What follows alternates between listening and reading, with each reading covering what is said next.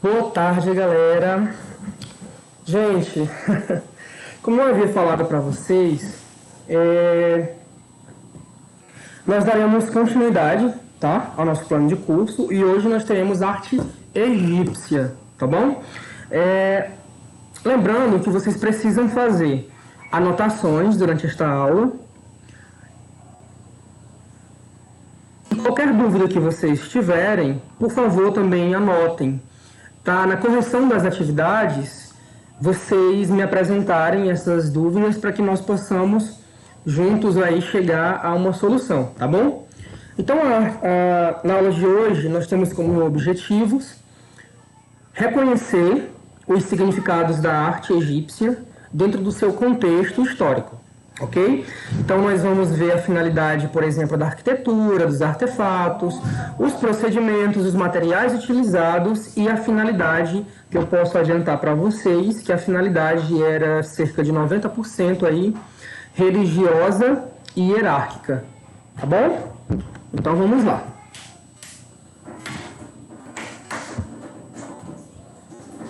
A arte egípcia era monumental e de grande beleza, e está ligada à religião, ou seja, ao culto dos deuses e dos mortos. Tá? Vamos contextualizar. Não tão diferente da nossa, né? No entanto, como eu citei para vocês anteriormente, cerca de 90% ou mais, o propósito da arte egípcia estava ligado à questão da religião, no seu pós-vida, ou à questão hierárquica com o seu faraó, ok? Na arquitetura, nós temos aí a crença na imortalidade, levou os egípcios a construir imponentes túmulos. Vamos contextualizar. O Egito Antigo, ele tinha como base econômica a agricultura, tá? Movida à escravidão, certo? O faraó, utilizando aí uma outra palavra, o rei, ele tinha uma finalidade, ele tinha um propósito aqui na Terra. Era uma pessoa comum, qualquer coincidência, ou melhor, qualquer semelhança não é coincidência com a nossa realidade, tá? Era uma pessoa comum, um cidadão, a diferença é que esse termo não existia, cidadania, perdão. No entanto, era um ser humano, de carne e osso, como eu, como você. A diferença é que ele utilizava-se da religião para manipulação de massa, tá? Através do medo. As pessoas, os egípcios, os cidadãos egípcios, eles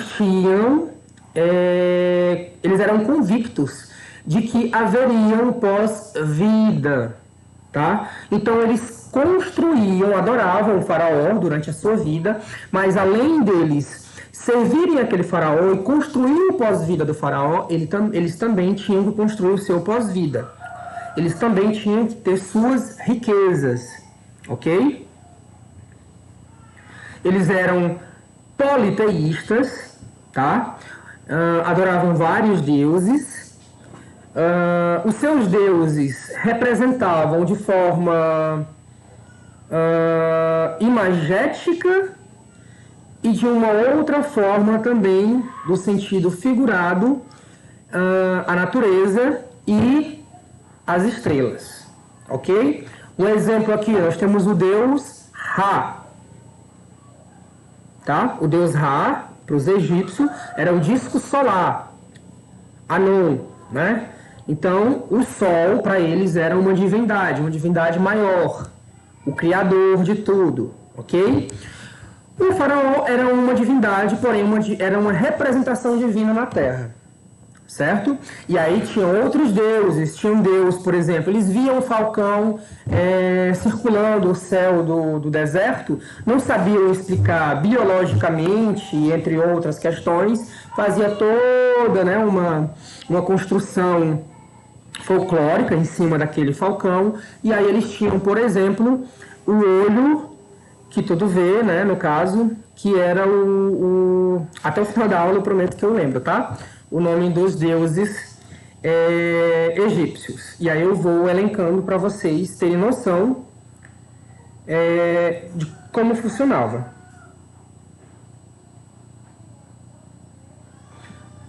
Continuando. Horus, lembrei, Horus. O deus Horus, tá? Os túmulos, né? Também utilizando aí a questão da arquitetura, eram mastaba. O que é mastaba, professor? É uma pirâmide incompleta, tá?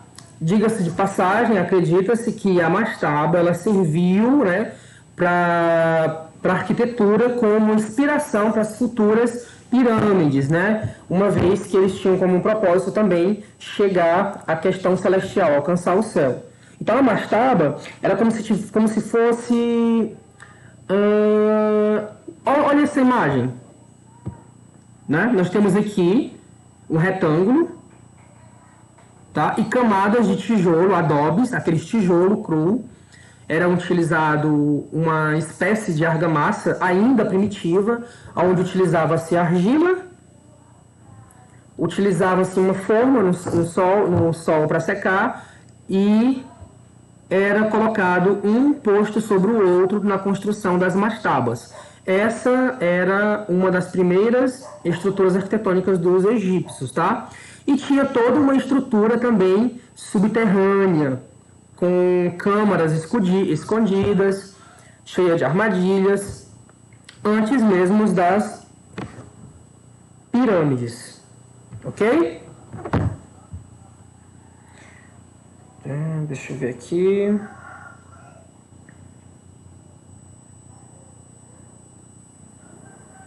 Ok, vamos lá. O arquiteto Imhotep, em 2650 a.C., construiu uma pirâmide em pedra para o faraó de Sé, ou Djoser, né?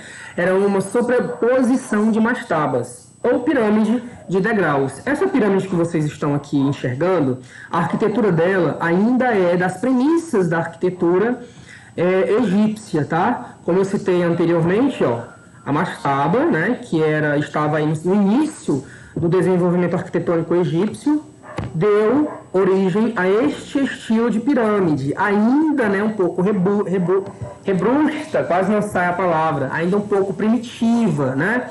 Não tinha aquele acabamento que vocês conhecem hoje, né? Então, quando o coleguinha disser, olha, as pirâmides que estão lá no Egito, elas foram feitas pelos coleguinhas lá do espaço, pelos extraterrestres, porque nós, seres humanos, somos incapazes de fazer um negócio desse. Cuidado, tá? Nós somos capazes de muitas coisas, inclusive de começar e destruir uma civilização. Né? Vivemos nesse ciclo vicioso, infelizmente, de recomeçar tudo de novo, tá? Egito é prova disso. Para vocês terem uma ideia, a civilização, ou melhor, a cultura egípcia, ela ficou perdida até o final aí do século XIX, quando foi descoberta a pedra de Roseta, que nos possibilitou desvendar todos os mistérios, incluindo a língua, né, incluindo a linguagem, incluindo a escrita dos egípcios antigos, que até então havia se perdido. Ok? Nós temos um desenho das pirâmides mais célebres, essas que vocês enxergam, que vocês veem nos noticiários, no YouTube, nas redes sociais, né? Geralmente vocês veem essas três, né? Essa menorzinha, essa média e essa maior. No entanto, ainda há outras pirâmides menores, onde estão enterrados os órgãos, né, das rainhas dos 3 faraós, certo? E outras mastabas, onde estão enterrados aí nobres da cultura daquela época, ok? As pirâmides mais célebres ficam no Planalto de Giza, que são as pirâmides de Quéops. A do seu filho Khafre, ou Khafre, que é esta segunda, esta média, e a do seu neto Miquerinos, tá? Que é esta menorzinha aqui, ó, ok? E aí toda essa estrutura feita por escravos, tá? Povos escravizados. O faraó, ele tinha essa prática de dominância, né, de estar buscando escravos em outras culturas, em outros estados, digamos assim. Para vocês terem uma noção melhor dessa realidade, de como funcionava a questão da escravatura, inclusive da arquitetura, vocês podem estar assistindo aquele filme 10.000 anos antes de Cristo, ok? Que é muito interessante. É um filme longo, é um pouco mais de 2 horas, mas que não é tão fiel, mas conta boa parte aí, e mostra também boa parte, além da história, da arquitetura egípcia. E é divertido, né? Vocês vão aprender vendo aí um filme, 10.000 anos antes de Cristo, ok? Aqui nós temos a escala. Essa parte eu vou pular porque esse material eu vou disponibilizar para vocês, tá bom? Aqui nós temos a esfinge de Gizé, fica neste complexo, né, de Quéops, tá?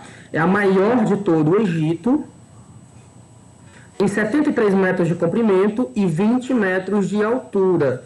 Foi talhada diretamente na rocha. Vamos lá. Professor, o que é isso, talhada? Vamos lá. A talha é uma técnica das artes visuais, onde o artista ele pega um material bruto, por exemplo, uma montanha. Vamos a Hollywood. Não tem aquelas imagens de Hollywood, onde tem os presidentes dos Estados Unidos entre celebridades? Pronto. Aquela imagem ela foi talhada na rocha, em uma montanha, tá? O artista ele vai lá com uma talha de ferro, um martelo e vai talhando, moldando o figurativo, a figura, o ser humano na rocha, tá? Isso é uma técnica das artes visuais. A talha ela tem basicamente duas funções. Ou você dá formato 3D, ou você dá formato em 2D, com altura e profundidade apenas, que é quando você retira e vai escavando. Eu vou mostrar para vocês mais à frente, tá?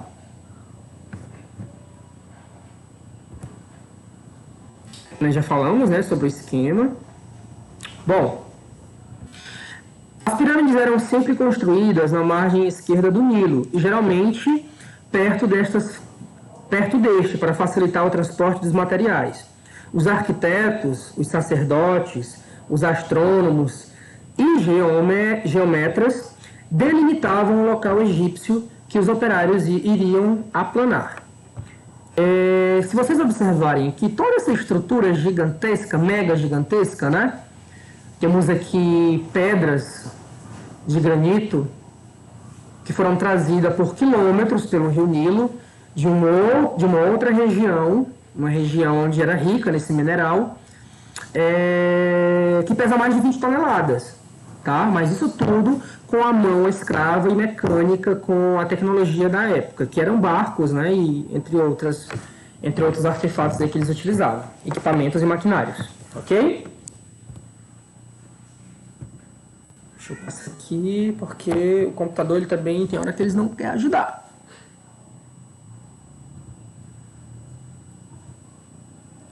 Vamos lá. Aqui é um túmulo, tá? Escavado na rocha. Eles também tinham como arquitetura não apenas as tábuas, né, funerárias, nem as pirâmides, que na verdade são mausoléus, né? Eles tinham também essa estrutura subterrânea. Professor, que viagem é essa dos egípcios? De passar a vida toda construindo um pós-vida, um lugar reservado e escondido embaixo da terra. Vamos lá. Eles juntavam, pelos livros dos mortos, era obrigatório era obrigatório construir em vida uma riqueza, tá? Nesses filmes que vocês assistem, parte é verdade, parte não. Parte é ficção. Assim, verdade que eu me refiro ao contexto histórico egípcio, tá? E parte é ficção cinematográfica. Mas vamos lá.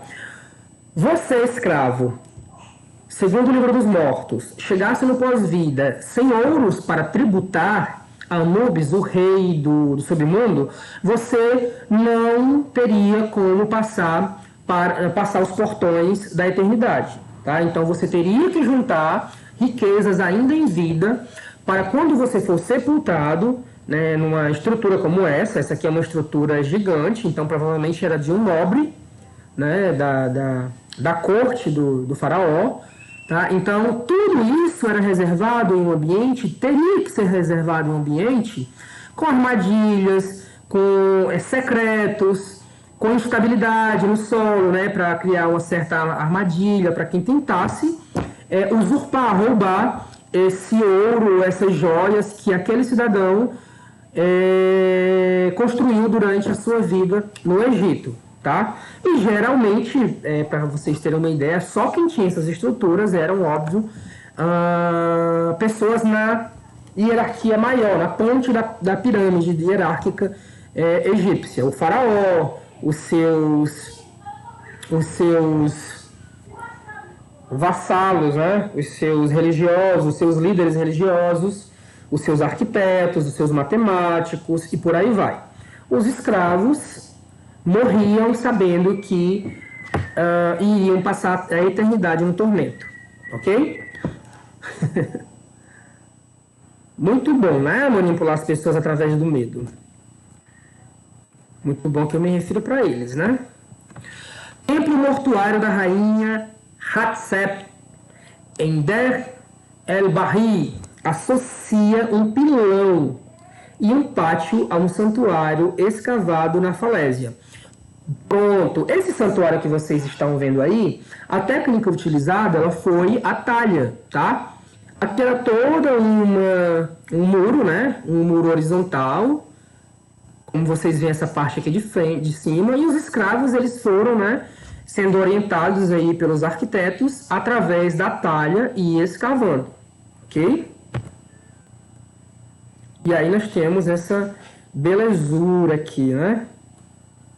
Arquitetônica e que vai aí permanecer ainda em pé por milênios se a sociedade não se destruir, ok? O hipogeu falamos dele já. Bom, vamos lá, vamos analisar agora as imagens dentro das pirâmides, tá? Dentro das pirâmides, as imagens elas tinham uma função primordial. Ok? Que função era essa? Era uma função de imponência. O faraó, ele era obrigatório o artista, o pintor da época, retratá-lo de forma gigante, tá? Já as outras pessoas comuns, arquitetos, o próprio arquiteto, os religiosos, né, os seus sacerdotes, eles tinham que ser retratados em forma menor. E, por sua vez, os escravos em formas menores ainda, tá? Porque a imagem, gente, ela sempre teve uma imponência muito grande na construção, na educação das pessoas, tá? Eu posso lhe educar para lhe manipular e posso lhe educar para que você tenha medo através da imagem.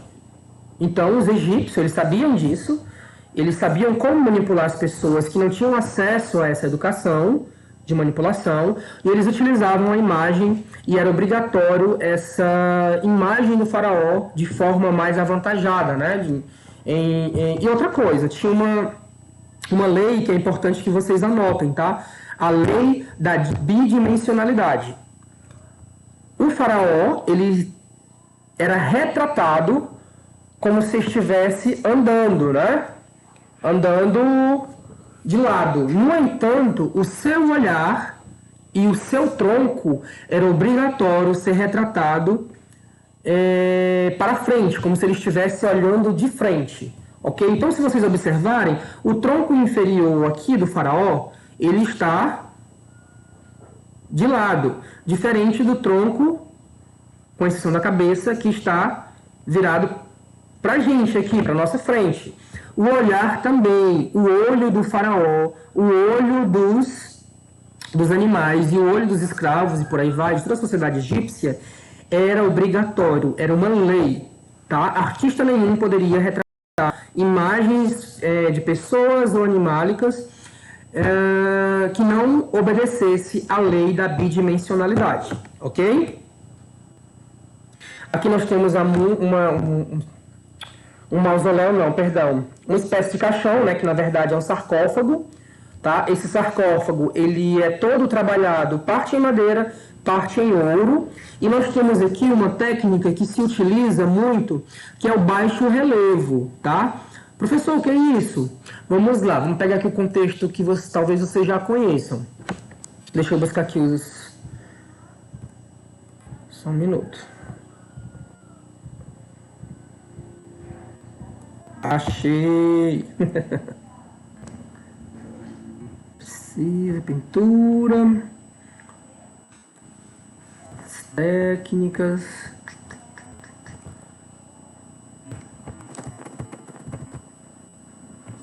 Só um minutinho. Dá certo. Só para finalizar, tá, gente?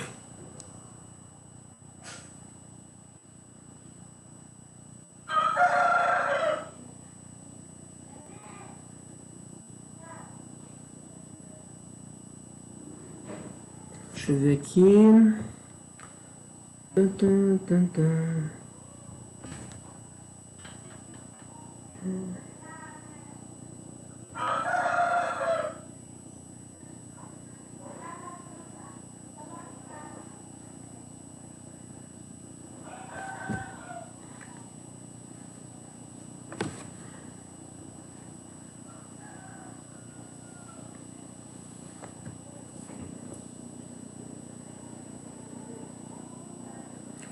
Deixa eu ver. Escrita egípcia.